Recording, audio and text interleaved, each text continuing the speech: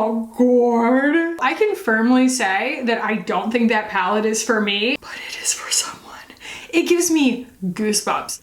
Oh, what's up guys? Welcome back. I look kind of funny right now because I only have my complexion products on, but that is because we are going to be playing with the new Aether Beauty Rose Quartz Crystal palette and comparing it, you know, as closely as I can to the original one, because they did just basically like revamp this, re-release it. It's smaller, it's less expensive, the packaging's a little different, the shades are a little different. I will go into all of that, but if you're new here, I just wanted to give you guys some context that, you know, this is one of my favorite palettes of all time anyway, but also definitely my favorite Aether palette because it is so beautifully in this cool to neutral palette. And I say, from the standpoint of who I am, which is a very pale person, these are all shades that I have always been able to use directly from the pan. We've probably all experienced that, right? Where a palette is either too saturated or too pale or not saturated enough or what have you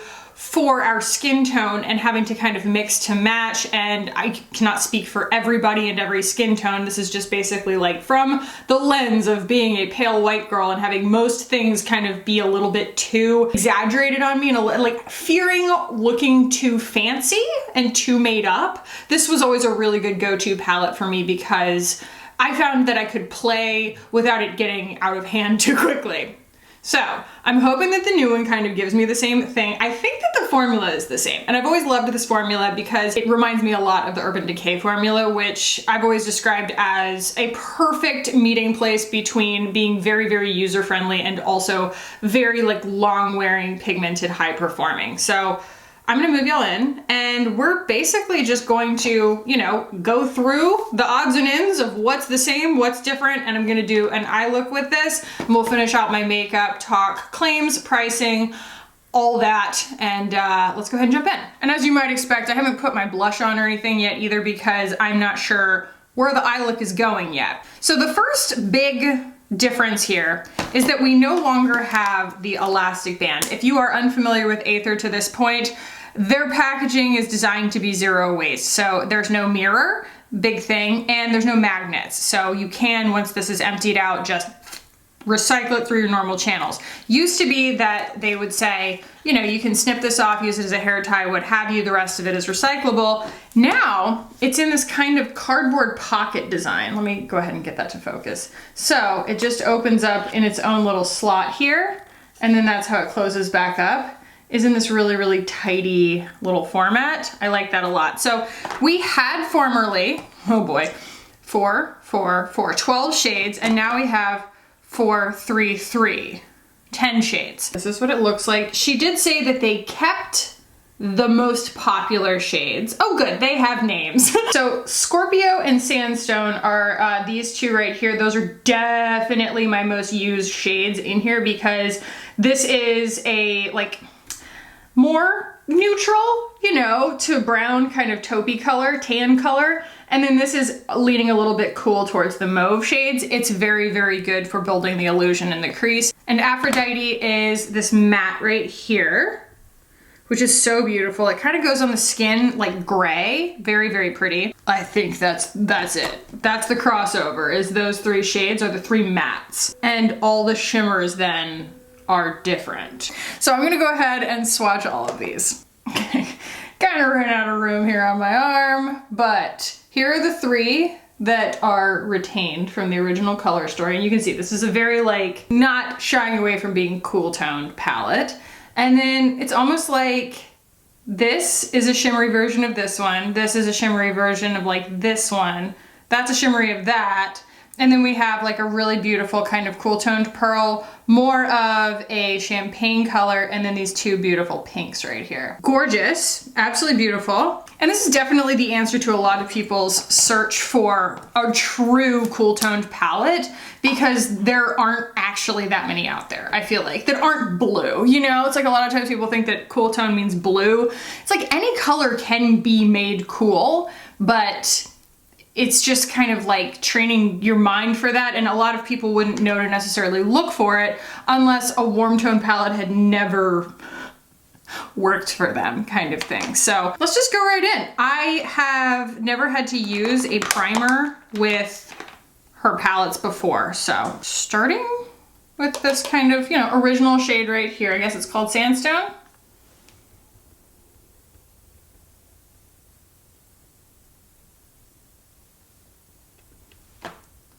And they're a little bit dusty. That's just kind of, if I recall correctly, how they, you know, all the mattes are, because they're super, super creamy on the skin. And so I'm not sure if I'm gonna get like fallout or anything like that, but I have not found that like the dustiness necessarily translates as, you know, a quality issue. It's just more that the mattes are incredibly finely milled. Jackie I know was one of the first people to kind of bust that myth. It's like, just because something's dusty does not mean that it's low quality. It means that it's a very pigmented often. I'm now going to take Scorpio, which is that one that starts to lean a little bit mauve here. And I'm gonna go right just above my socket with that.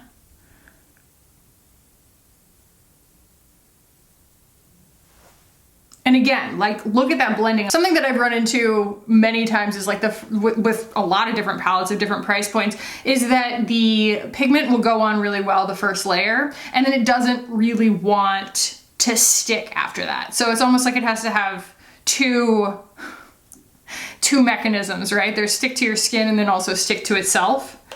And Tyla, who is a friend of mine, full disclosure, you know, she has always maintained, like, she started sending me product before we really knew each other, and she's always maintained, like, you do not have to give my products a good review. You do not have to say nice things about my products. You do not even have to review my products, kind of thing.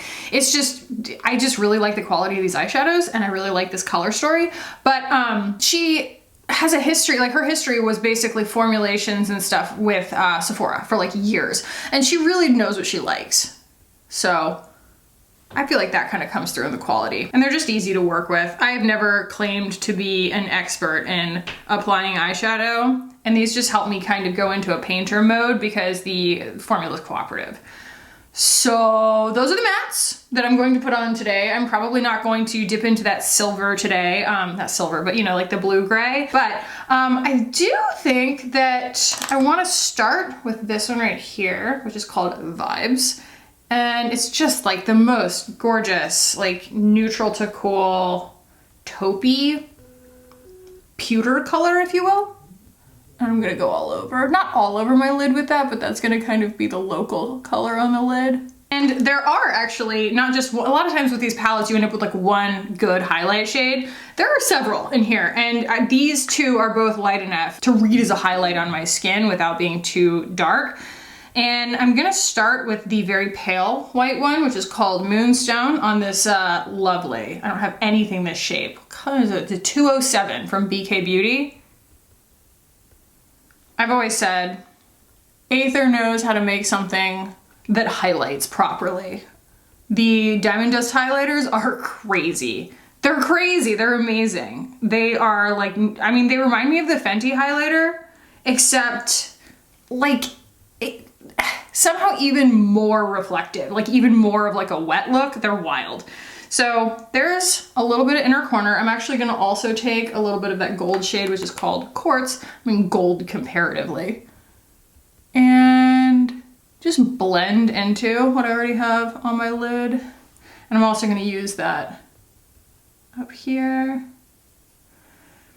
I think the biggest thing that I'm noticing with this iteration of the palette is that there are fewer or maybe no shades that really shift in a funky way. These all kind of shift only one little deviation, one or two little deviations away from the, you know, the color that you see in the pan. That was the big thing with a lot of them in the old one, is that like the color in the pan, that was my phone.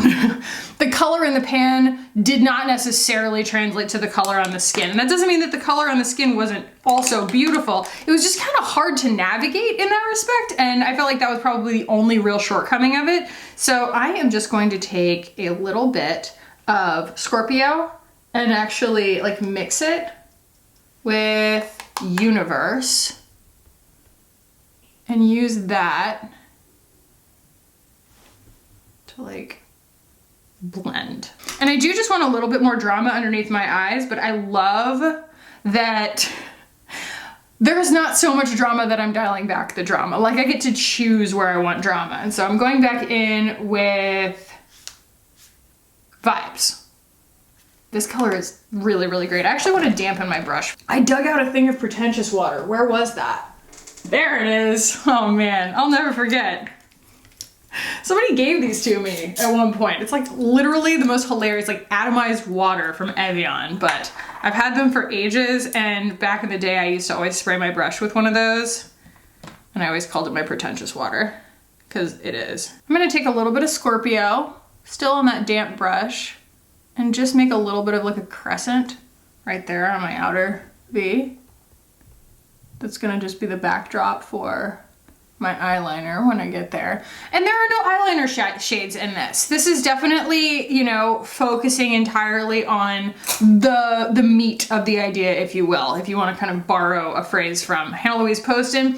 There is no black, you know, we're not Wayne Goss here where he's like, I'm gonna put a black in every single palette. Like this is either for you or it's not. And I think that a lot of times things get a bad rap because it's like, oh, this isn't for everybody, but at the same time, when you try and meet everyone's needs in one palette, a lot of times you end up releasing a bunch of palettes that kind of try too hard to please everybody, and then people end up kind of collecting those palettes and not really using everything or not finding them interesting because they're not specifically for them. And I do feel like we have more expectation for wanting to use every single color in a palette now than we used to, because it used to be that, you know, we say, oh, that's a really nice color story and I'll probably use like 70% of that, fine. The rest of it is, you know, fun and experimental. But like we are in a makeup era right now where a lot of us are buying single pans of eyeshadow, not because it's more cost effective, but because we want to use what we have. And Aether definitely is coming from that mindset. It's like, okay, this isn't necessarily for everyone, but she does have palettes for different people and different skin tones and different depths and things like that, and different wants and undertones. That means that you aren't going to collect 10 palettes in order to get like 10 colors that you like. You might only end up with one.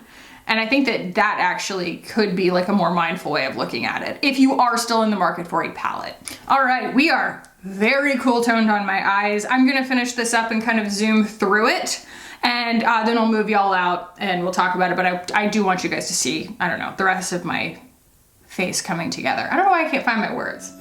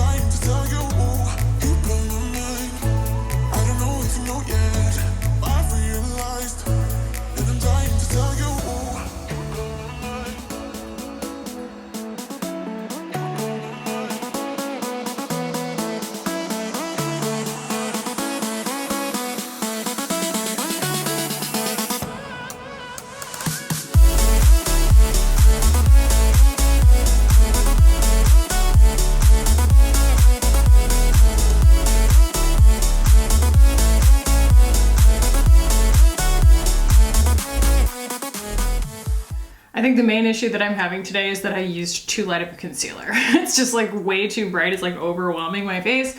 But anyway, let's chat pricing, claims, and whatnot here real quick. Let's go on the website and just see what they have to say. Now I will say, the first thing that is the most noticeable in the rebrand is that they've dropped the E's from their name. So they have just simplified to Aether. Makes it a lot less confusing. There were people correcting me in the comments being like, Ether, khaki, it's Ether. And I'm like, but it's not.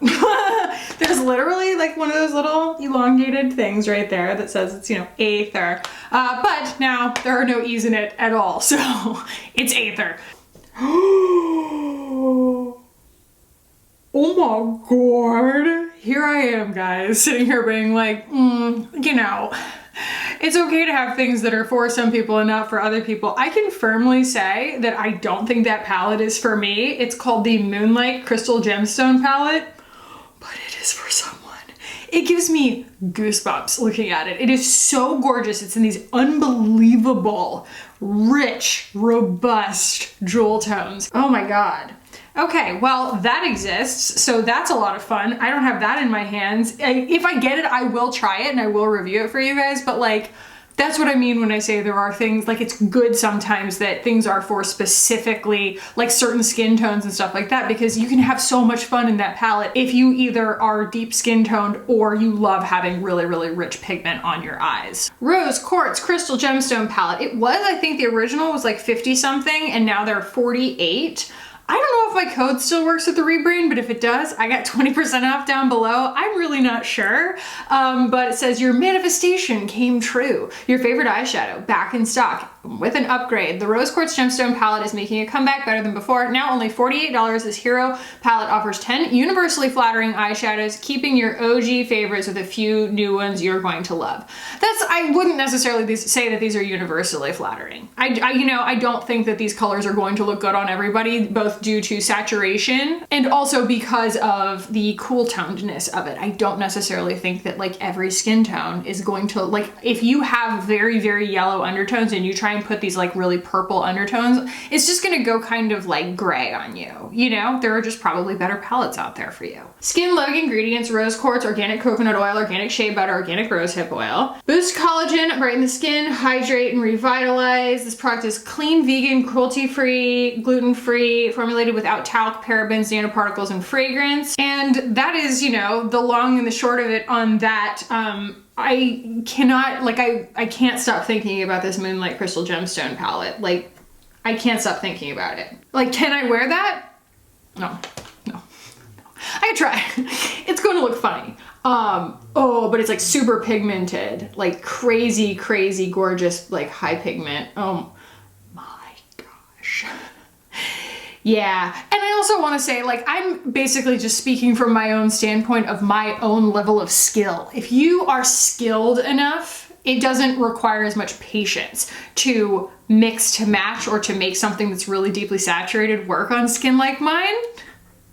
But I'm not that talented and I'm not that skilled, and so it really does get me in over my head really quickly in a way that just doesn't look, I can't make that look good or look easy or look fun. And the whole point of my channel is to find makeup that's fun and easy to use. So, you know, someone else might have a lot of fun and find that very easy to use, but it's just a mismatch on my skin tone, the Moonlight is. That's, I guess, what I'm saying. I could totally understand somebody commenting and being like, I think that this is perfectly easy to use, or I think that, you know, I have deep skin and I would be perfectly happy making the colors work from the Rose Quartz palette, you know, X, Y, and Z. There are a million different combinations of like why something works for you or doesn't, and it has a lot to do with your preference. But just from the standpoint of something like, you're kind of coming from a beginner standpoint, I would say. You know, if you are a beginner with makeup, it is always going to be easier to work with colors that are closer to your skin tone because you don't have to blend them as hard. That's all.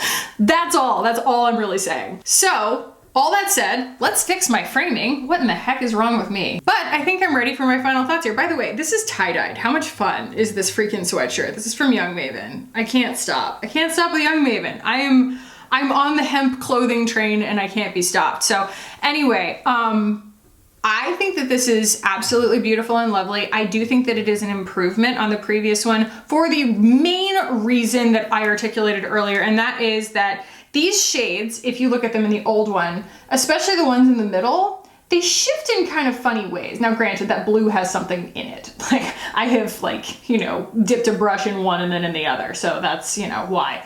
That looks kind of funny there, but like, you see that purple there in the middle, how it shifts blue? You see this like green shade right here, or even this blue kind of has a funky, okay, I'll show you.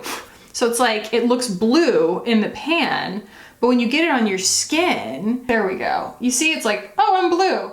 Oh, I'm taupe. And that can be a difficult thing to approach sometimes when you're just trying to, you know, do your eyes and get out the door kind of thing. It's either your favorite shade or it's not, but it's not super versatile. And I feel like this is a much more versatile color story, if slightly less surprising. You know, the shifts are right within the local color that you're seeing in the pan. They have an exciting shift, but it's not like bonkers all the way on the other side of the color wheel kind of shift. So that would be the main thing that I detect here as the difference and the upgrade of the new color story. And they also took some of the probably less used things out. Like if you're going to take 2 shades out of this palette, they basically just took the greens out. They swapped a lot of them out, but I think that the main thing that they didn't try to do with this is try and kind of reach so far into the blue-green territory. They just kind of stayed in a much more like rose quartz, what you would think of, like native colored mindset. So, you know, do you need both? Probably not. If you are able to make that original rose quartz palette work, it is utterly beautiful, and there is no reason that you need to run out and buy this one just because these are like slightly, probably, you know, less shifting shades. You're still gonna be able to get those beautiful looks out of the old one. It requires a little bit more attention to detail, understanding the way that those colors shift and that like remembering what they look like on the skin versus what they look like in the pan. Whereas this is a lot more paint by number, a lot more intuitive in the sense of like, I know that that color is going to translate that way on my skin. So it's funny, like my own feelings about the older palette are the kinds of things that were solved in this that I didn't even really think were like problems that made it harder to use necessarily, but like this is more user-friendly in ways that I don't know that I necessarily would have called out as issues. It just is. It's nice. It's nicer. It's easier. So yeah, I think that that's the main upgrade. You know, they've condensed it. They've made it more of a concise color story while keeping it exciting. The colors don't shift as wildly, and the formula is the same. So that is my take on the new Rose Quartz palette. I hope that you found this valuable. I, as usual, absolutely love this eye look that I achieved. And I do think that, you know, since I do have both, if I were to pick one, I would pick the new one. Like, I think that the new one is better. I do, objectively, just because it's easier to use. These are more wearable shades for me, but like only if you are really, really studying me closely, okay? Only if you have like the kind of exhaustive collection that I have where I am really thinking about these teeny tiny details all the time. So I wouldn't worry about it if you already have it. And if you don't already have it, you know, hopefully this helped inform you one way or the other on it. And man, if this is the wrong color story for you and you just watch it because you like hanging out with me, thank you, I love you. But also, go check out that, what's it called again? The Moonlight palette? It also might not be for you, but you just have to acknowledge, you just have to just go see it. It's kind of like, I want to eat it. It looks like delicious candy, or it looks like riches and jewels. Like it just, there's something really enamoring about that color story. It's so utterly beautiful. So anyway, I'm excited for what's to come with Aether. I'm glad that they've kind of refreshed their game a little bit. And I'm glad that this is a less expensive palette too. So hopefully my code works. I don't know if it does, but regardless, you get 15% off your first order on her website. So that's cool too. But yeah, if you guys did find this valuable, useful, what have you, give it a thumbs up. If you want to keep hanging out with me on this channel, hit the button down below and subscribe. I would love it if you guys did. Thank you so much for watching and for hanging out with me today. I love you guys so much, and I will see you in the next one. Bye guys.